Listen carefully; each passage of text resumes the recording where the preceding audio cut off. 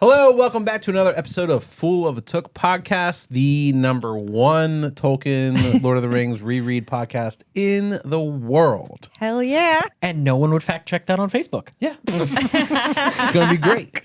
So, now that we know the stats, it's important that before we kick off today's episode, if you're listening, give us a subscribe. Share it with a friend. Make sure you follow us online and click subscribe on the YouTube channel if you're not following us on video. And that way you get to hear us, see us, whatever. You don't miss anything. It's a lot easier that way. Today we're going to talk about Book 2, Chapter 9 of the Fellowship of the Ring, which is called The Great River, which I got to say is, it wasn't that great. It was not that great for them. It was pretty bleak. It should have been called the Hard River, the Tough River. If I was going to name this the way he's been naming things, I would call it The River. But he called it the Great River, which implies that there was something magical, something big, something phenomenal about it. Did you It's just spill a really big again? river. It's, yeah. Every episode you start by spilling all over yourself. I got to get it out of the way. I love it. What can you do? You know what? It's funny. you close We're your all mouth? going to get a little bit of liquid on us today because today is about the Great River. Oh my God. Did not know where that was going. I love it. Yeah. To be don't fair, want I would have to. titled this chapter The Great Enemy. The Great Enemy? Yeah, it's The a good eternal one. foe. A really good one. If yeah. you had to have river in the title, the arduous river. Right. Arduous. Sam gets everyone all killed. Yeah. What do you think? What do you got? The bleak river. The Bleak River. The Wet River. Oh, wow, yeah. The Big Muddy. Yeah. The Big Muddy. The big wet. I would have called this the Muddy Buddy.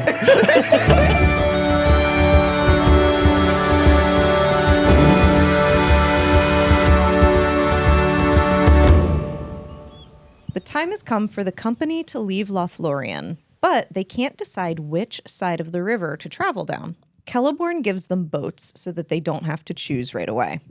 The company is showered in gifts of food, clothing, and even individual presents from Galadriel. The elves treat them to a parting feast and some final words of wisdom. Everyone begins to understand that once they depart, the ancient, perfect land of Lothlorien will fade away, regardless of what happens with the ring. They grieve this truth as they slowly start their journey down the Great River. I honestly, when we started reading this chapter, kind of forgot what happened. Really? Yeah. Like we got like a paragraph in and I had to pause it. And I was like, wait, what the fuck? What's going on right now? Did you black out I had to during go the back last and I had to like reread the last like page. But, oh yeah, that's right. Like they got the gifts. They're leaving Lorien. They're going down the river. Got it. Yeah. So it definitely was like a bit of like a haze. I felt the real haze in real life from Lorien. Yeah. You know? It's that weird time nonsense. Yeah. And it's such a wild departure, right? We are, to bring it for everybody, we are in Lord of the Rings Part 1, Fellowship of the Ring, Book 2, Chapter 9. There are 28 pages left in the book. Yeah. They are coming to a point where they have to decide the next stage of the quest. And they have decided, because Gandalf is gone and Aragorn didn't really have a plan before this, they're going to defer the choice until they travel south far enough to get to the Falls of Rhoros, which is this huge waterfall, these rapids. And then they're going to make a choice about whether to get out of the boats and go left into Mordor or right into Gondor and Minas Tirith. So that's kind of where we start this chapter, and that's the point of the chapters, and nobody's in a rush to make this decision. And what they're drifting into is this drastically different landscape. Like they leave Lothlorien, they come off the Silverlode River, it meets up with the Anduin, and they start going south, and Lothlorien is gone immediately. The elvish trees are gone. The moment they turn around a river bend and lose sight of them, they never see anything like that again. Then they have a forest, it's green. Then that fades away to kind of like intermediate trees, sparse trees. And then they start entering this like very bleak, very empty land. And this is the brown lands to the east. This is this blasted, empty, no man's land that the basically endless war with Mordor has created. It's a space where no one can live peacefully because if they go there, they're going to be murdered by something. That's what they're approaching on the East Bank. The West Bank is like, yeah, it's still kind of green, but it's empty. It's kind of getting grassy. It's what it actually is it's the northern frontiers of Rohan, the Horse Lord's land, an ally of Gondor. It's still empty. There still ain't nobody there because it's not safe. It's too close to the enemy. It's too far from any centers of like human power. Nobody can live there because nobody can live there. Really, there's no talking going on. There's no laughter. There's nothing. They've got 3 boats and 8 folks, and they're going in silence. And everybody's kind of in their own heads. And Legolas is like daydreaming about like running under the trees and the stars. Like he's still in Lothlorien in his mind. Gimli is like just thinking about gold and about how much gold he's going to need to build the thing he's going to put Galadriel's hair in. Like he's got a whole logistics thing going on in his mind. Merry and Pippin are having a very bad time. And it's got nothing to do with what's going on except in their boat. Because Boromir is coming undone. And they are watching and they're trapped in a boat with him. Because Boromir is like compulsively biting his nails and talking to himself and staring daggers at Frodo and like getting dangerously close to Frodo and Aragorn and Sam and then drifting back and then going up again. And it's this, they're not happy and they know something is wrong and they're the only ones in the boat and there's no way to scream for help without water park gone wrong, you know? Right. I just wish there was commentary of Merry and Pippin because they're saying some sassy shit. Right? Like if It's like if you're going on the lazy river and you're in like the tube and you're floating towards like some fucking fat idiot with his like grandmother hanging out and you're like, God. get out, get out, and you start getting mad. That's probably how it I have felt. to say, as someone who frequents many lazy rivers, is one of my favorite things in life.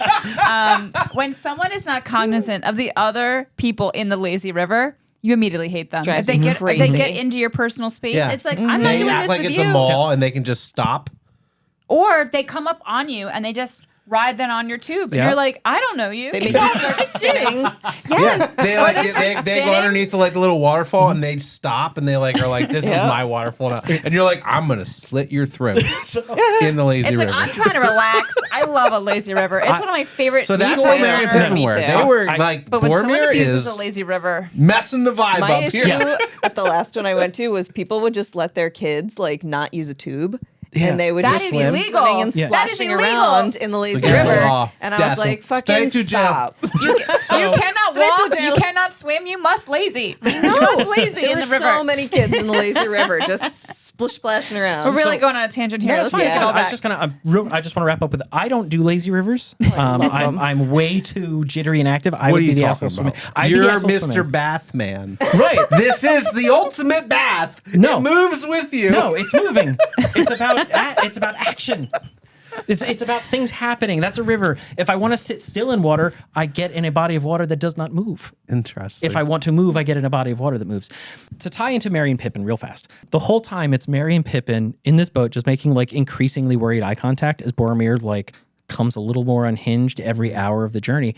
And they're the only ones who know, because in a group with 8 people who are trying to be stealthy and quiet, there's not really an opportunity to like, hey, Aragorn, can we talk a minute? I got some, can we go over here? No, there's none of that. They just get put in the same boat with Boromir day after day while Boromir starts to get a little weirder and weirder and weirder. Oh, no.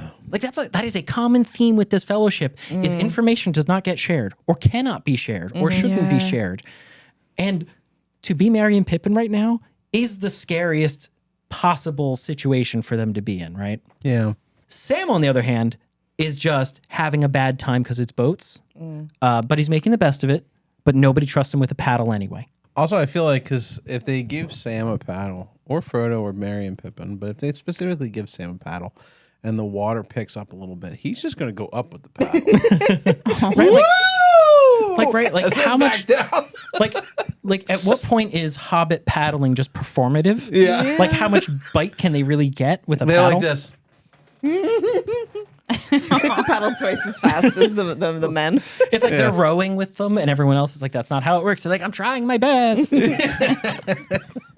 And they camp for the night on this little Ayote. How did your boy pronounce it in the book? 8. It's 8. EYOT. I looked it up. Right. It means it's a little island near the side of the river, and they camp there.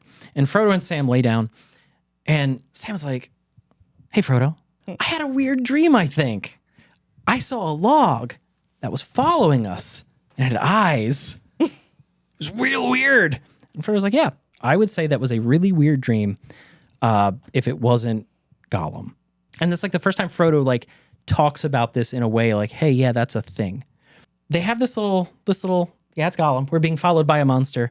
Good night. and Frodo goes to go to sleep. Sam's like, I'll take watch all night. I'm just luggage with eyes. And Frodo's like, yeah, you kind of are as far as boats go, but I'll take the second watch. So he does. Sam watches the first night, then Frodo wakes up in the middle of the night to watch till dawn. And he's just getting ready to fall asleep. And like he is about to fall asleep on watch, which is like a war crime. It's egregious. It's like you are the person keeping everyone else safe. And if your ass goes to sleep and everyone gets killed, it's literally on you. This is how people die. Yeah. And Frodo is about to fall asleep when he notices little blue eyes peep up over the side of the boat at him. And he's a yard or two, 5, maybe 6 feet away. And there's Gollum staring at him. Frodo's staring at Gollum. Gollum's staring at Frodo. And Gollum lets out this like hiss. And Frodo starts to freak out and draw his sword. And Gollum splashes away and off he's gone. Aragorn's like, what? Oh, you got your sword out. What happened? And so, I think I saw a thing. I think it might have been Gollum. And Aragorn's like, yeah, it's absolutely fucking Gollum. He's been with us. I've been trying to catch him. I've known about this since at least Moria. And if I get my hands on him, I'm going to make him useful. He's a murderous little wretch. Yeah, anyway, you go to sleep. I got this. He's just cracking his knuckles like, I want to fuck up this little fucker. Like, well, they also know that if they don't get him, he's delivering information to the enemy. Yes, that is the concern, is that you've got this mischievous, evil creature following you, and he's got an agenda, and the agenda is get the ring back. He wants the ring. He's drawn to it.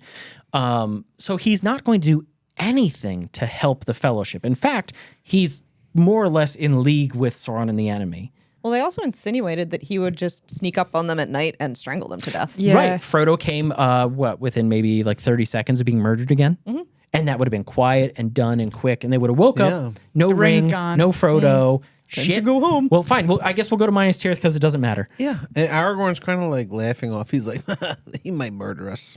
Yeah. Because it happens. Well, I mean, if you're Aragorn in that situation, you want to pretend to be asleep until he gets close enough to grab. After that, Aragorn takes the watch and several days go by and they have no more sightings. Like almost a week goes by. Now it's getting rocky. The terrain's getting rougher. There's hills on either side, cliff almost. And now they're starting to see like circling birds. And they think they see like an eagle swooping down like it's looking for something. And remember, birds are a potential spy for the enemy. Right. And Aragorn's like, nah, we travel at night now. Only at night. Only at night. Aragorn decides and tells everybody that, hey, we're getting close to when the rapids start, when the rocks and the water get real rough, and it's going to be bad for everybody. Like, these boats might survive, but we'll probably all drown. And they got these 3 little boats, and they're going down in pitch black, all at night.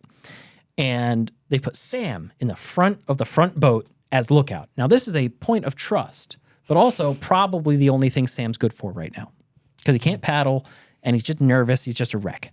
So after a more or less eventful evening on the river, about midnight, Sam suddenly realizes that maybe conditions have changed, and he screams, fucking rocks! And they are like right on top of some rocks and the water and the rapids, and there's noise all of a sudden. Like, how the fuck do you not know that? How do you not hear that before you're literally on top of it? Yeah. I mean, all of them should have heard it. Right. Sam has one goddamn job. One. And it's warn people about what's ahead. And you know what? He waits until the last possible second. This is the Titanic. Yeah. That's what I thought.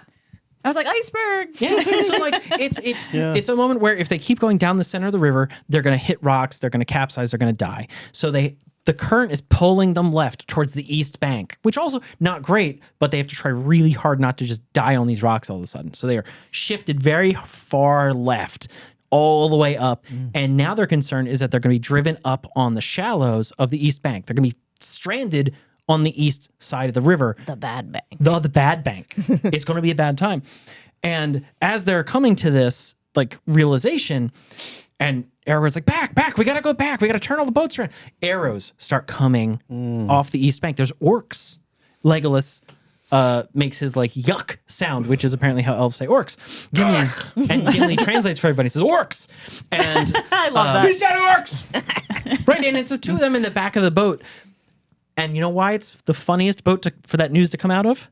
It's the only boat that doesn't get shot by arrows. The middle boat, the middle boat, an arrow comes out and almost hits Merry's hand as he's holding the side of the boat. And in the front boat, an arrow goes through Aragorn's hood, like his like down hood.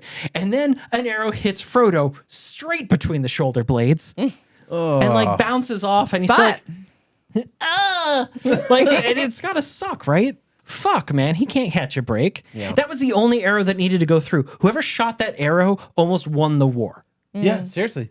But he was wearing his mail, so he was fine. Right, but Well, he's also, not fine. He's just not hurt. But also, He's bruised. But if that arrow had gone 6 inches higher and just buried itself in the back of his skull, done. Yeah. I mean, that's like getting hit with a baseball. Like you probably didn't play baseball, but like I did not. you can get hit with a baseball playing baseball growing up, and it'll hit your helmet, and you're not going to have brain damage, but it feels like a baseball hit your head. Right. And that's not an arrow. So I imagine that must have fucking. So it was, Really it was my hurt. Eastern European coming out. I was like, he's fine. He's a little fine. bruised. He's- Straighten up, Frodo. He's alive. I'm like, vodka. yeah, I was like, he's not bleeding. He's Drink fine. Miravar. Miracle. You will drink, be fine. Yeah, So, duh. Clean the boat. Clean the boat. clean boat, no shit in boat. Stop Stop shitting. shitting. Tell the fat one to stop shitting. I plug him up or you will. Yeah, have you ever seen Viggo Mortensen in Eastern Promises? Yes. Yeah. I feel like that's a line he could deliver. So, anyway, these arrows start coming out. There's orcs on the Mordor side of the river, the east side of the river, shooting at them. It's essentially they're in an ambush. They're in a trap, and all they can do is paddle away as fast as they can against the current. And the only thing that saves them is those cloaks that they're wearing. The Lorien cloaks, like the camouflage, the fact that the boats are also like this weird, indistinct gray wood, and it blends into the night and the dark, and that's basically all that saves them. Yeah. And they get under some bushes on the side, and they're just catching their breath. And Legolas is like, "Oh fuck you, I can play this game."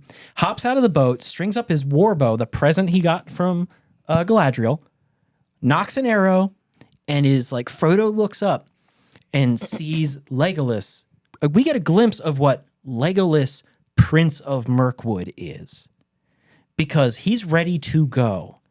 And Frodo looks up, and Legolas is standing tall, looking across the river, looking for targets. His head is like wreathed in darkness and starlight, and he is just a murderer in his element. And then he goes, "Ah, fuck. Oh, fuck me, holiest of fucks." Because Direct quote. yeah, Yes. because this cloud, this darkness has started to like blot out the I'm just here to, fuck me. Holiest of fucks. And he just like strings his bow. Fucking Orlando Bloom. Yeah. And the reason he's upset is because the stars have been blackened out by this cloud that is like sweeping towards them. This dark, and it resolves itself into this like winged dark shape. And everyone feels this deep fear. And it's not quite the same as when they were in Moria. It's not a Balrog, but it is bad news.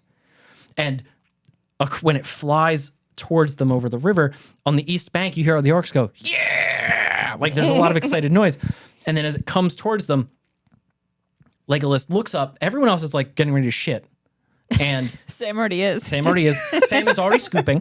And Sam is mid-shade. He's like, "Oh, no! Bad timing, guys! Oh, no! I'm empty. it's just dry heaving. Tell him to wait!" Let's eat some of the spread. Just really bad cramps.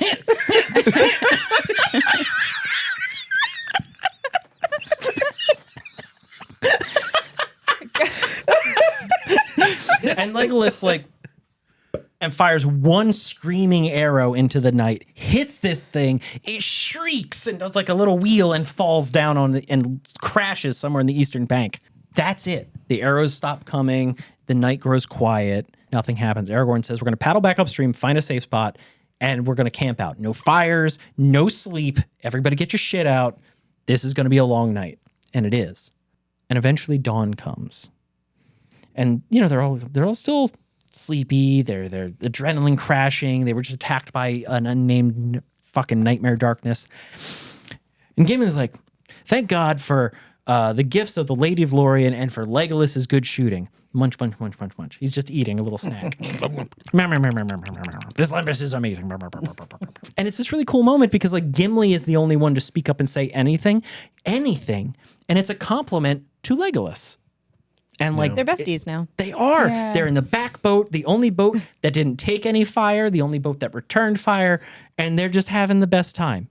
And as this night has gone by, Sam and Frodo and Legolas do have a small conversation. They have this moment where like Sam is like, he looks up and he realizes the moon is not in the phase it should be because it's only been a couple of days since they left Lothlorien, and he knows where the moon was when they entered Lorien. And, you know, Mr. Frodo, you know what I mean? Like, this is wild. And Frodo's saying, like, yeah, I think like maybe I can think for sure of 3 nights that we slept in Lorien. For sure, but you can't really know, and I would never put money on how many days we spent there. But, you know, to my mind, Sam, Lorien is a place out of time, a place from the past, persisting in the present. So maybe time is different there, and it just doesn't pass the way we think it does, or doesn't even pass at all, maybe. And Legolas is like, nah, time tarries for no one, and in no place. Time in Lorien is different, because time for elves is different. It's both fast and slow. It's fast because everything and everyone around us is born, ages, and dies so fast compared to us. That is the grief of elves, to live and to know and to love in this world. It's also slow because we don't count years because they're immortal. Seasons are a ceaseless, repeating set of ripples in a river that is time that just moves on because time does not stop. Everything fades and fails. Frodo's like, yeah, I bet it's because Galadriel has one of the 3 elven rings. And Aragorn leans over and says, shut the fuck up. You should not have said that. Once again, he has to tell them. keeping secrets. And not only that, there's so many spies. Literally, the enemy was just upon them. Yeah, Gollum was 5 feet from Frodo before he nearly killed him the other time. You think he can't hear something like that? And even if he doesn't know exactly what it means, he's not going to tell somebody something? Yeah, and she confides in Frodo that like these are all real Sauron dangers. is searching for her. Right. And These he's are just real like, dangers. blah, blah, blah, blah, blah. It's like, but in general, like, what is Frodo doing? Right. You think he would know better by now. Yeah, you would hope, but apparently not. So night becomes dawn, and Boromir's like, so about those rapids that we can't take these fucking boats through, what if we just ditch the boats, get out on the west bank, and walk southwest until we hit Minas Tirith, and I can take us there with no problem. Super easy, super fast. And Aragorn reminds him helpfully that they've decided not to do that fucking thing and to wait until they repeat it until they get to the Falls of Rhoros to make that decision. That's the only decision they've made, is to not decide yet. They cannot paddle through these rapids. They cannot. So the alternative plan is portage.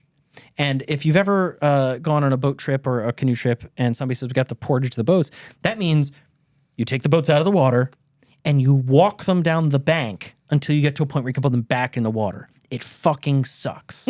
Boromir's trying to pretend like that there's not a portage path on the west bank for these rapids. But before they actually engage in it, they have to find the portage path. Like this little like slip of river, rock, whatever the fuck it is to get the boats down past the rapids. And Aragorn and Legolas are like, we're going in the woods. We're going to scout it all out. Wait 1 day. After 1 day, we've been killed. Pick a new leader and figure it out. Which wasn't even wait. It was Aragorn saying that. Boromir was silent. Yeah. Which honestly set me on edge. Oh, Yeah. Yep. After 2 hours, Aragorn and Legolas come back. So everybody's sitting around going, oh no, what's going to happen? Who's the next leader going to be, right? Worst case scenario. They come back. They say, we found the portage path. It's it's 1 furlong off the river. So they have to drag it 1/8 of a mile off and then a mile or 2 down. It's a bitch. It takes all day. But Aragorn and Boromir, being two big burly men, are able to drag these boats along and get it all done. And even though the boats are light enough that Merry and Pippin can just drag it along if they have to, they're not big enough or strong enough to physically like handle it over rocks and along the path and to move it around stuff. Hills and stuff. They can drag it, but they can't manage it. The river is still their best choice, and they do it. But it starts to rain and rain and rain.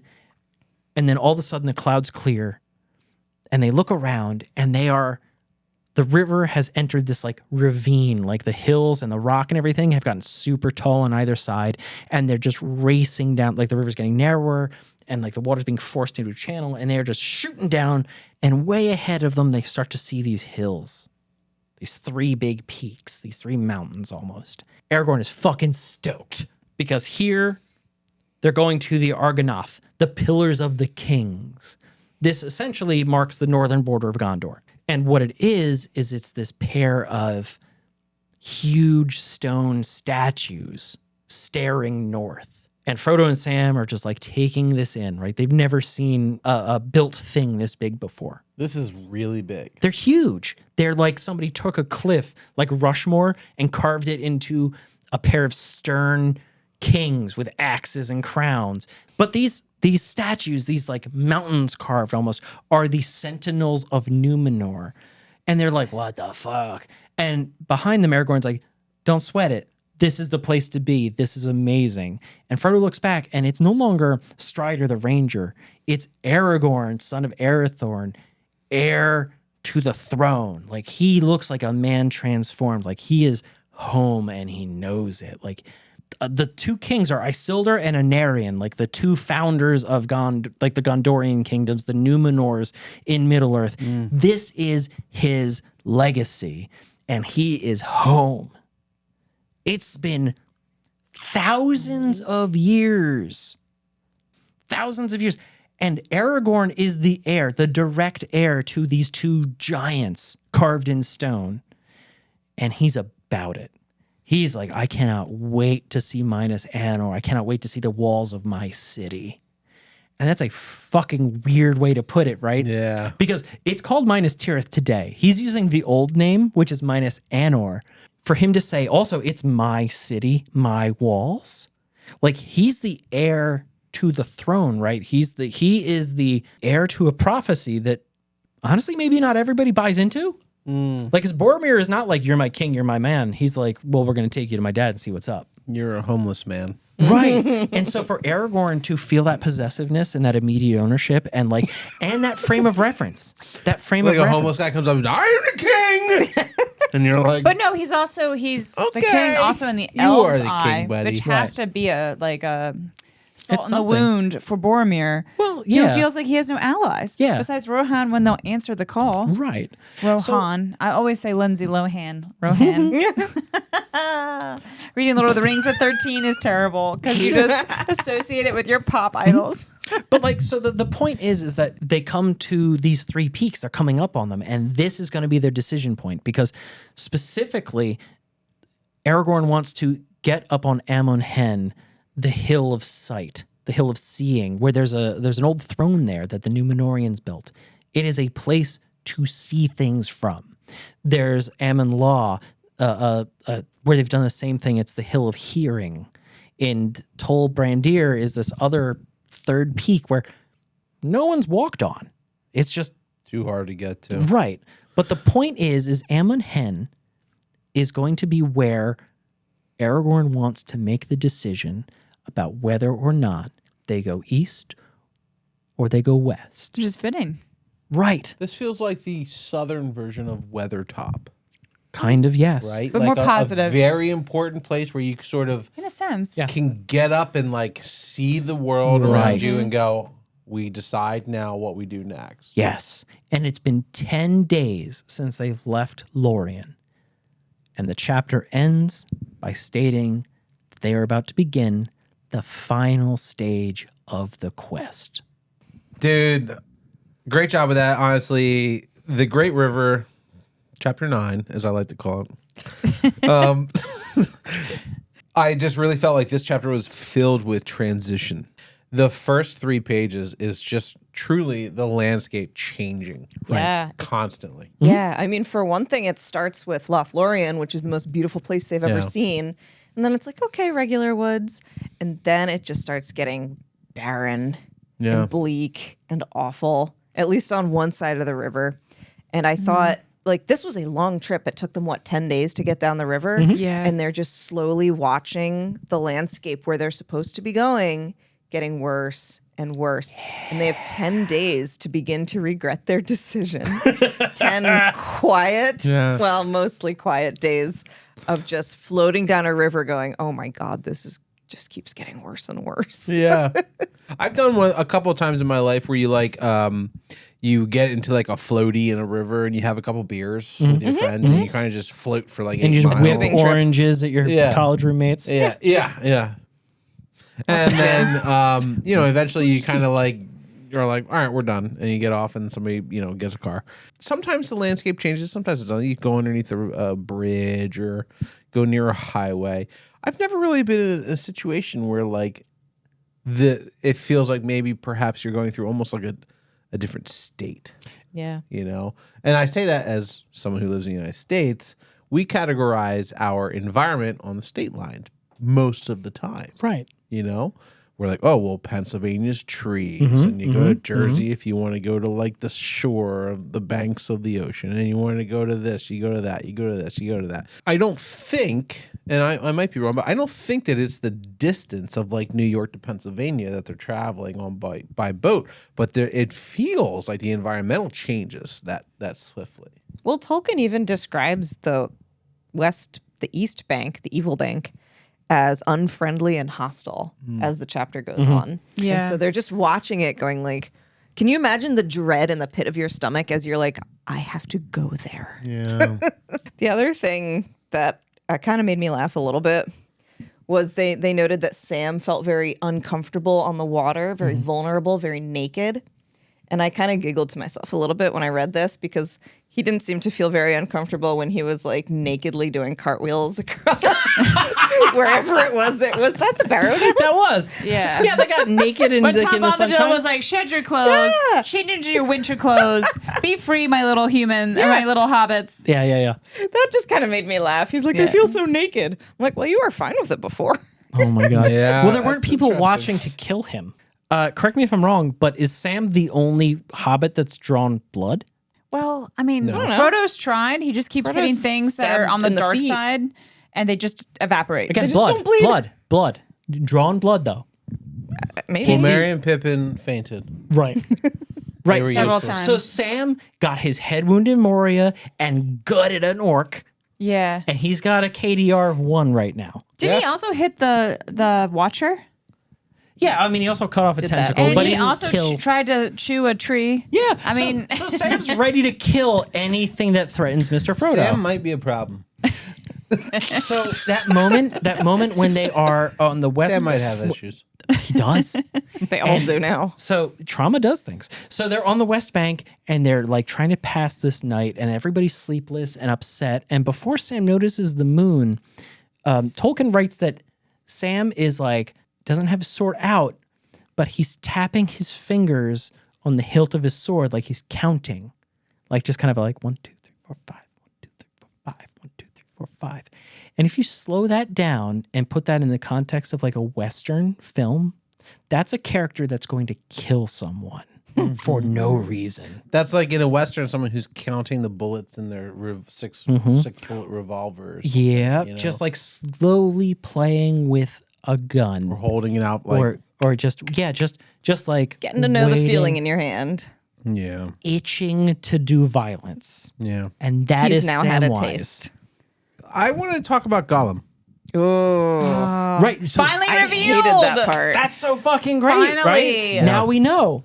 We have heard a lot of sort of lead up to who the monster of Gollum is, but it's still sort of winter. And this hobbit, which has become a monster, is able to paddle and sort of hang out in the river in the wintertime, which would normally kill or freeze. Be very cold. And mammals, I guess would be the word, right? And I'm yeah. it's a Yeah. hobbit. A hobbit's a mammal. and it's able to paddle and keep its feet in the water for hours/days on end. That's very interesting to me. We don't know what the ring has done to Gollum in the 500 years he's had it. The humanity, pardon the phrase, of Gollum is half a millennium removed from when he was himself. When he was Smeagol. Sure. Smeagol, who dreamed But only do you of... think that the ring emboldened dark him or made hobbit. him weaker? I think it made him a slave to the power of the ring. So his physicality is geared entirely towards survival and just being a vessel for the ring. He's a physical body to move the ring to where it wants to go. But Chris, a call back to when Gandalf first described Smeagol Gollum to Frodo. Yeah, he stinks. He says that he was of a hobbit type of creature that was very good at swimming, very good at being on a boat, love the water. I had another question about orcs. So it's said that they have really good vision at night. Traditionally, animals that have a tremendous night vision have not the greatest of day vision. Is that something that carries over to the orc mythologies sort of background with them, or do they still have really good day vision as well? Short answer, orcs are a night creature. There's a lot of implied things in the text that we get. This is a moment where if you haven't read The Hobbit, you lose out on just a little bit, but it's more characterization than it is like material lore. Because orcs are a creature that are more at home in darkness. They are a tool of the enemy. They are created by the capital E enemy. They like the night.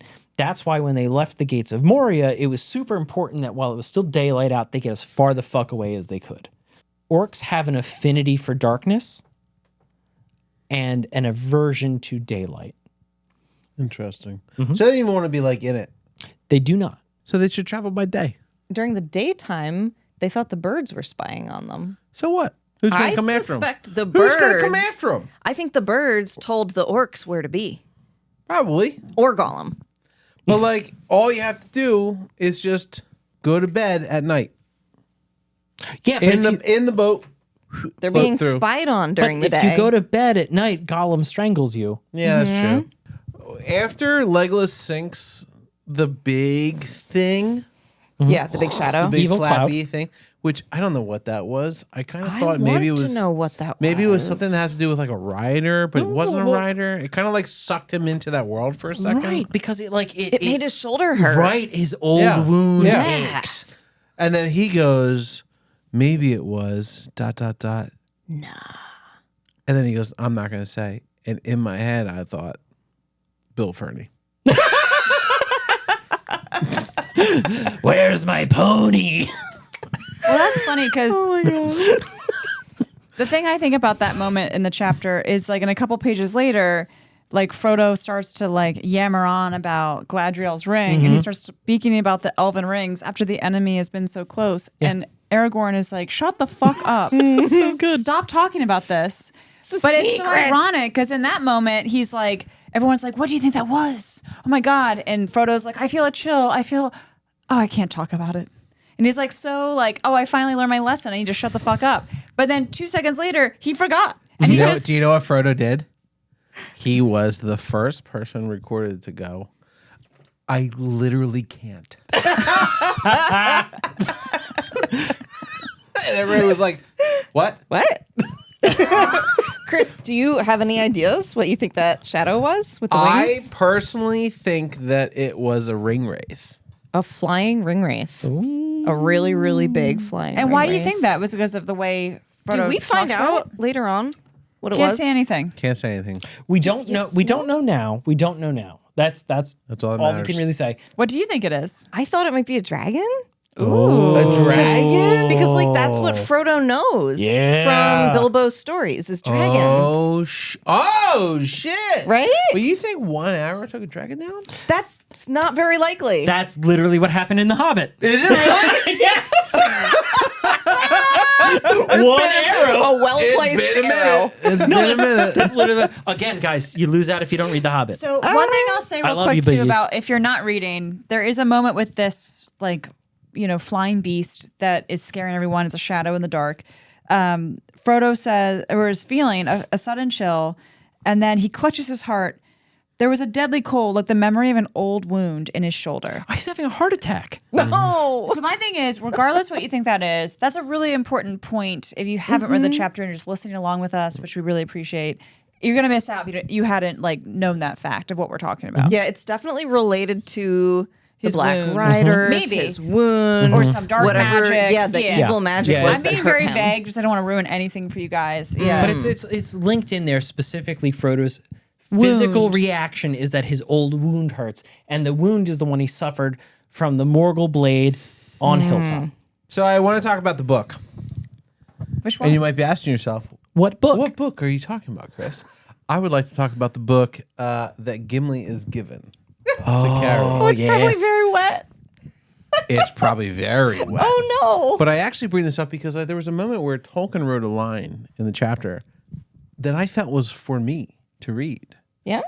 Gimli says, "Aye, we will. The legs of men will lag on a rough road while a dwarf goes on. Be the burden twice his own weight, Master Boromir."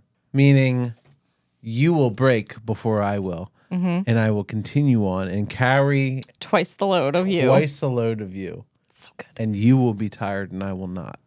And I was like, oh, that's for me. That's like a humbling line for me to read and go, eat crow right now, buddy.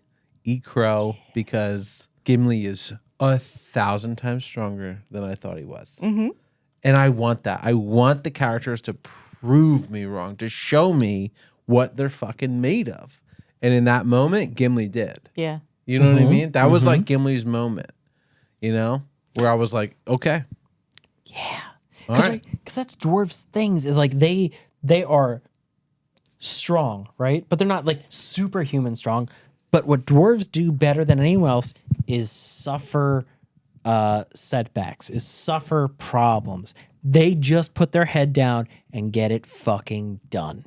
Which is why you can load a dwarf up with a ton of shit and he will still power through his day like it's nothing. Yeah.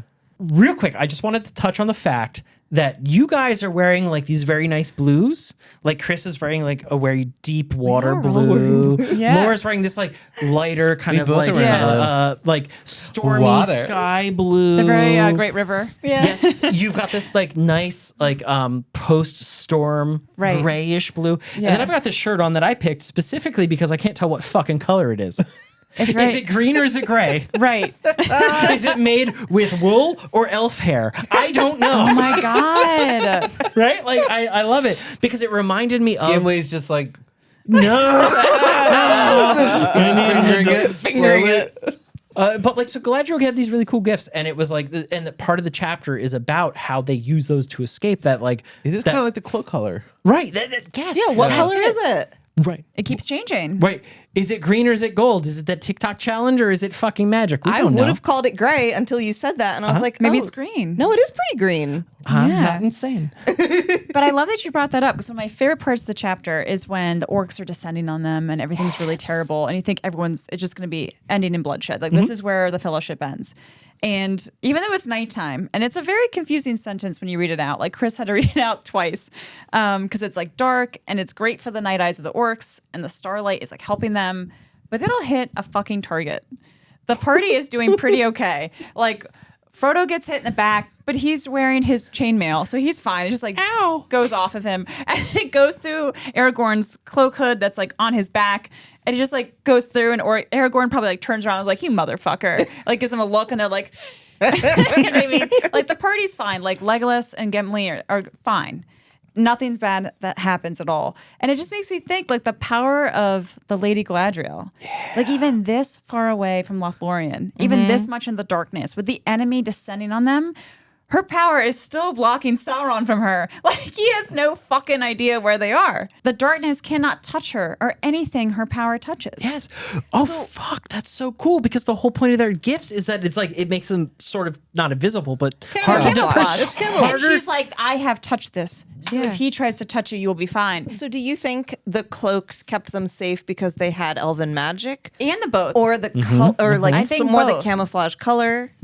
I think or it was both. both of those things, but That's so definitely, cool. definitely Lady Galadriel's touch, like her light, her magic, her power. And actually, that reminds me of a really cool juxtaposition that Tolkien weaves into this whole fucking thing. Like, remember when they're talking about, like, oh, that's Dol Guldur, and they want to see, but they cannot perceive the heart of Lorien. So all of Lothlorien's stuff is about defensive, hiding, you cannot see, you cannot perceive.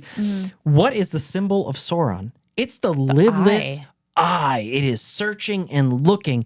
It's this cool juxtaposition. And like that whole... This is something that it makes you hard to see. Yeah. Yes. So he can't see you. It's the antithesis of the eye. Yeah. Yes. Oh, That's it. Yeah. that's amazing. And so I really geeked out on this page because I was like, oh my God, the orcs should have dominated them. Like, this would have been game over. They would have Because gotten they the were ring. right They on would the have east taken edge of the Frodo to river. Mordor. It was a game over moment. But they did not realize that Lady Galadriel gave her power. And probably Did she make those by hand? she made the cloaks by hand, which was very rare. Haldir was like, She at least no one gets participated. these. The boats I were think not she did made by about her. 3 of them, and then the hand. She oversaw the people doing the work, so it's like she She contributed. made the command. I think she did do the cloaks, actually. I think she did. Well, I mean, she's giving out her She did hair the left first and one. right. It was like presidential. She does the first one, and then So, no, really though, did anybody? Like, I'm still stuck on Legolas's bowstring being made of elf hair. Is it really? Whose yes. elf hair was it? That's Right? what I want to know. Was Was it it like the- one elf hair or like a in the corner, Cord of- It's gotta be a Caleb- cord of Celeborn's hairs. like It's Haldir. he's just pulling a Chris Farley in the corner. He's like, Oh my God. Yeah. I tied No, that's a really cool moment of the chapter. Yes, Yeah. it absolutely is, and Yeah. it's what it is amazing is because it invokes this idea of direct opposition between what's over the East Bank, Sauron, Mordor, the searching lidless eye, evil, and the West Bank, this hiding, this inability for the enemy to perceive everything, this hiding behind existence. And these gifts directly tie into that idea. And in this moment, it's the only thing that saves the fellowship. Yeah. and that's networking. But not only that, and I feel like, Laura, you also want to talk about this. It's also like elven time and Oh my magic and just God. like in general, their whole being. I is so the opposite of loved that. Sauron. Yeah. And we really get to delve into that 2 pages later. Yeah. I really, really enjoyed that because they were basically saying that, you know, oh, the lunar cycles are a little bit off from where we should be based on when we entered Lothlorien and when we left Lothlorien. It's like we should be either 1 or 2 days later or an entire month later. Right. And I thought it was interesting. And it was something I had kind of wanted to bring up in other chapters, but didn't. The whole like waxing and waning of the moon. And I just wanted to make sure people like knew what those terms meant because I took an astronomy class. Oh, you way back fucking when, nerd. I love and I'm you. an astronomy nerd a little bit. Yeah, you So are. a waxing moon is like when the crescent is getting wider until the full moon, and then a waning moon is when the full moon starts getting smaller into the crescent to the Right. new moon when it's just black. So they've said the waxing and the waning moon a couple of times. So if you don't know what that means, that's it. And so that was kind of how they gauged where they were in the lunar cycle, which is, you know, approximately a month long. So it was so cool that they were like, well, it's either been a couple of days or an entire month.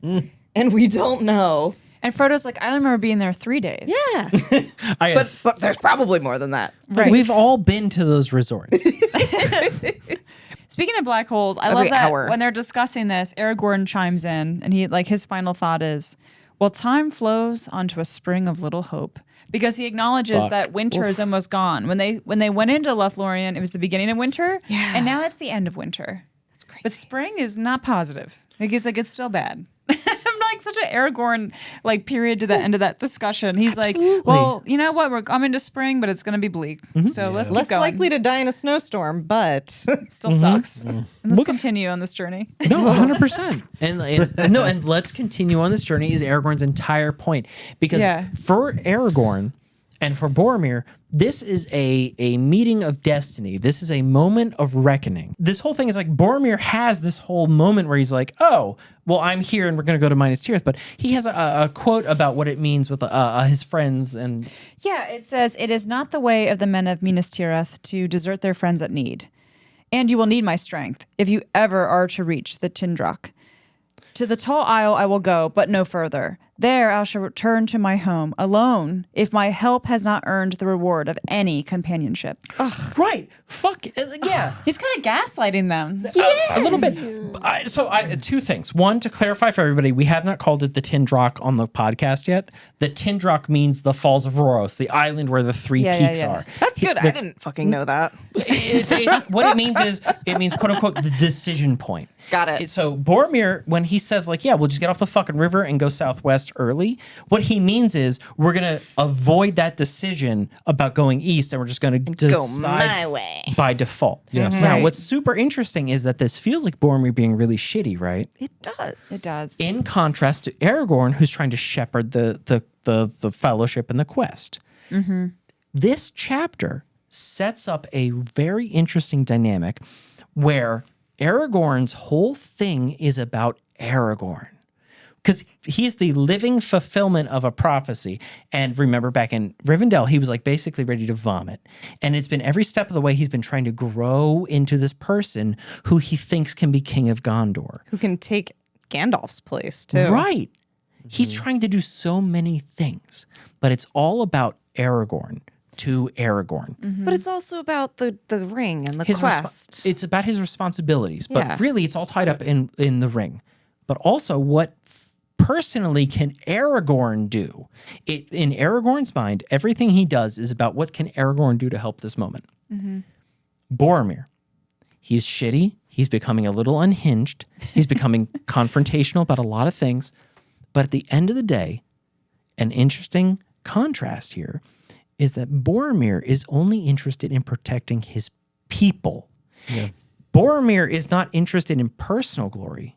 Boromir is not interested in being the king or the best. Right. Boromir is interested in securing the things he thinks will help his people Which is why survive. I think he's the next leader. No. Oh, we gotta talk about that. Okay. I don't. Wait. Okay, so- Wait. Okay. Boromir is interested in protecting his people, right? Right. His entire people will be gone if Sauron is successful. So I have a really fucked up in take getting on this. the I love that you're ring. bringing that up. So so Boromir is concerned about his people, all two of them and his brother, right? Fuck me running. Yes. So there's a lot of desperation there, which can make you more Yeah. susceptible. It's a lot more people, so it's an easier decision space. So that makes you a lot more susceptible to the greed and the urgency of having the ring. So the ring Yeah. is feeding on him. Yeah. Versus Aragorn has no people. Really, he's coming into a thing that's a prophecy of 2,000 years. Do you remember how excited he was to have friends for the first time? Exactly. So Aragorn is more like, I'm going to rise to this challenge to defeat this evil, to be this stronger than the ring. But Boromir is like, I have these three people that I have left out of 5,000, let's say. So he is so fucking desperate for power. Yeah. That is why he's unhinged. And that is why they're such great antagonists to each other. Because they're the same person, very different backgrounds, raised very different ways, They're foils. very different situations, but the same person. They want the Once same again, thing. it's like Sauron and Galadriel. It's Boromir and Aragorn. Because all his three Boromir- people. No, really. But that's an amazing point to make because Boromir has been losing a war his entire life. Yeah. Aragorn has not been fighting that war. They have very different approaches to the same problem. Yeah. Boromir's problem is that he walked to Rivendell. Like a dumbass. He lost his mind on the Couldn't have journey. got a horse. He would have been there much faster. But he walked. They died as It well. took him 130 days or whatever the fuck it took. Yeah. There was nothing left after the last stand Walk on the for, eastern bank. Walk for oh my. Be alone with your thoughts for 40 days after losing an entire army. Yeah. Show up to ask the one person who's supposed to give you answers and have them tell you, Boromir, you have a new boss now. His name is Sam. He's got many things. His name is Elisar. His name is all these titles. It's not your dad. It's not you. It's not your brother. Y'all fucked up. Yeah. It's your like 18th cousin. Yeah. Right. And Boromir was like, "Can I have a treat, please?" He's like, I just want a little ring. That was me asking if we have any treats for today. We got some treats. All right, so for this episode's food for thought, I call this What Sam Saw. So I'm gonna flip it around for you guys. So this is a log with eyes. So I love this. I This can't is so fully creepy. remember if Pat mentioned that the first time Sam saw Gollum was literally just a pair of eyes peeping over a log behind them as they floated down the river. So this is how I imagined that. So I've created some It's all homemade scraped. mini Swiss rolls. Yeah, to be a log. Yeah. So it's 4. We're staring at a blue plate For the river. with 4 like mini Swiss rolls, right? So they're like chocolate covered Covered in logs chocolate, yep. that have eyes. And Like- they look like the most Like googly eye looking they look eyes. Yeah. They I look want you like to see it deranged and malevolent here. Muppets. This is Oh, I see this it. is Yeah. what Sam's Wait, show the camera. Show the Okay. camera. We've discussed the like chocolate ho-ho log shaped eyeball things on this plate. So we've discussed that we've got these 4 chocolate log ho-ho eyeballs staring back at me treats on a blue plate. Is the blue supposed to be like water? Right. course. Right, The right, river. right. The Yeah. river. You gotta, Chris, you got to think deeper. I'm think thinking- deeper. blue glass Think deeper. plate. Water. So, Chris, what else is on the plate? There are little orange crackers. Yeah. Are they goldfish? Well, according to this label, they are cheddar cheese crackers, sea creatures shaped. We're gonna die. I'm pretty sure they're meant to be goldfish, but So not. these are what we call the Dollar Tree alternatives. My God. Hold on. It is. Oh my God! They didn't even change the font. It just says Nope. cheddar cheese crackers. It's on purpose. But Sea they're creatures. mostly whale shaped. You say mostly, but there's something that looks like a pile of snakes fucking. Oh God. I thought it was like a prehistoric I would fish. argue that the diversity and inclusion of these are much greater than goldfish. That's true. Well, let's dig in. It's very much a monoculture of goldfish. All right, everyone take a log. grab a log. All right, so now we're all going to take our logs in hand, All right, so this is meant to and be we're a all mini going ho-ho. to. Chris, that was a nope. Chris, that was a Oh. fish. It was an aquatic animal. All right. So, do we look at the log as it looks at us? Do we look at each other? I feel like you should have to look at the eyes while you're eating Okay. it. So Yeah. everybody take a second, make eye contact with your treat, Okay. With your Gollum. then detach your jaw and swallow your treat whole. All right, cheers. Cheers. Welcome to the Great River. The Great River. Oh God. Is this a ho-ho? Oh my fucking God. This is so good. So this is a big old chocolate. This is a big fat chocolate thing. Yeah. Yeah, it's It's like very a ho-ho. circular, like a ho-ho. The outer shell, this hardened, Where did melted. yours go? I've been eating It it. doesn't matter. Right? Like the middle of this sort of circular ho-ho-esque thing, we've got a little cream, and then we have sort of chocolate cake surrounding that, and then on the exterior we have like a hardened, melted chocolate, but it's like Shell. cooled shell. Yep. So hopefully it's what not was the melting. eyeballs? It was delicious. Oh, the eyeballs I literally bought out of a store. Can you believe I just had all this stuff lying around my house, including candy eyeballs, I can. ready for everything? They were unopened, ready to go. I was You like, had the what? eyeballs already? Yeah, I love So now, if everybody pays attention to the plate, we have 4 things left. that's true. They appear to be for One for aquatic each of sea us. creatures. 4 watchers, if we will. Oh no! Yeah, there's eyes on every one of them. Definitely not a So, goldfish. to be clear, the log was made of a hard and sweet outside and a sweet and Hard creamy inside. inside. Correct. Well, if I ever felt like I knew Gollum, then You just tonight ate was him. the night because I consumed his body.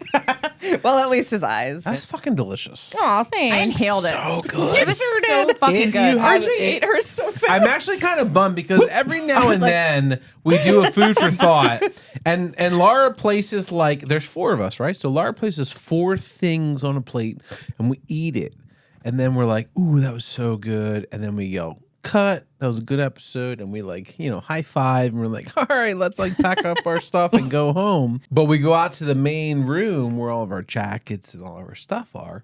And there's 12 more things. There's 4 more of these.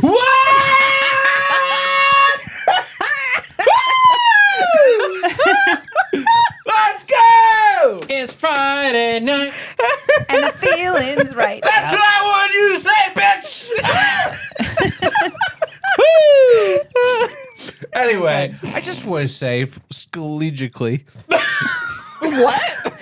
Oh, say that as again. a Tolkien scholar, If I was jerk. Laura, I will say this. I'm not a huge dessert person. I normally don't eat anything faster than Pat. I inhaled that in 10 seconds, and I finished the dessert before Pat. You sure did. No, to be real, I'm very proud of you. I'm used to like inhaling my food and getting strange looks. I took one enormous bite of the thing. I was like chewing happily, and I look over, and I'm just like licking her fingers clean, and there's nothing. There's no indication that food has made it her direction, except the happy glow. oh my Meanwhile, you God. have like an entire blob of whipped cream on your chin. I'm still covered in food. Yeah, I It can happens. see it. But Laura, It that is happens. compliments to the chef or baker. Thank you so much. I loved it. I think the next episode is a good place to end season 1. Having read the books before, I'm going to say that the end of the published book is a great way to end a season. Yeah. If I'm going to follow in Jert's footsteps, Yeah. Jerk steps. and I don't know how the Fellowship of the Ring ends, I don't either. but if I'm correct, they all fall asleep. And I'll just go to bed with them. Yeah, And I'll sleep for 3 Hibernate. weeks and take it in and enjoy it. And then inevitably I'll wake up and I'll feel the need to text all of you guys and go, hey, shall we read The Two Towers, which is, But together, you know, in our together. And pajamas. well, maybe But can we sleep for 2 weeks in between? Yeah, okay. I really fine, like can that do it. idea. That gives everybody who is catching up a chance to catch up to where we are. if you're listening to this podcast, if you're watching the show, however you get it, if you think that it's fun that new people are discovering this stuff, please, God, like and share. And it's not because we need a boost, but it might help people find this who might not otherwise find it. So if you like, share, subscribe, whatever you do, it takes 10 seconds. We appreciate the fuck out of it because it means that this gets to other folks that it might not otherwise reach. Absolutely. Yes. And if you're listening on audio only, make sure you subscribe.